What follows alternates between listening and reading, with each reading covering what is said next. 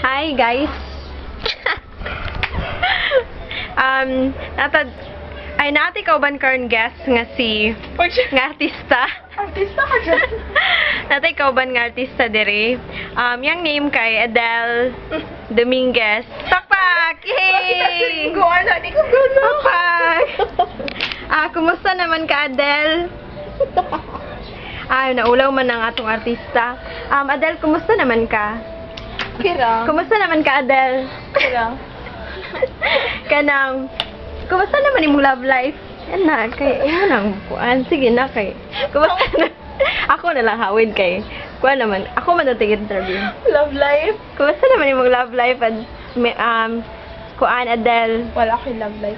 Sabi, ang imuhang kuan, ang the best kuan album baya ka last 2011. Kumusta man to? Oo. Kuan, natural naman the Grammy Award. It's just, you know, a natural thing. It's a big deal, actually. Over. It's a big deal. So, kabalan mo yung kodaan nga ako ang Grammy winner. So. De, asa man to ni mo i-dedicate ang imuhang kuan pagkadaog? Secret.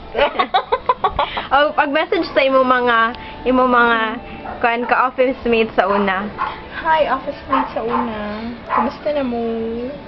Wala ko. Sa mukha eh. O ganang kuan. Kumusta naman ay unsa imong ma-message kang Ringo? Kung ako si Ringo karon sa man ako imuingon sa kuha. Subang close up sa camera. Sa mukha. Ringo, long live and prosper. Tag na si Ringo ni bay. Ayaw, oy! Of course, tag yun. Di ako. Naayaw. Ay, pag-itag ba? Ayaw, di ako na lang. Di na ako itag. Ako na lang ikuan. I-post na. Ay, pag i-post di. Ay, maulaw.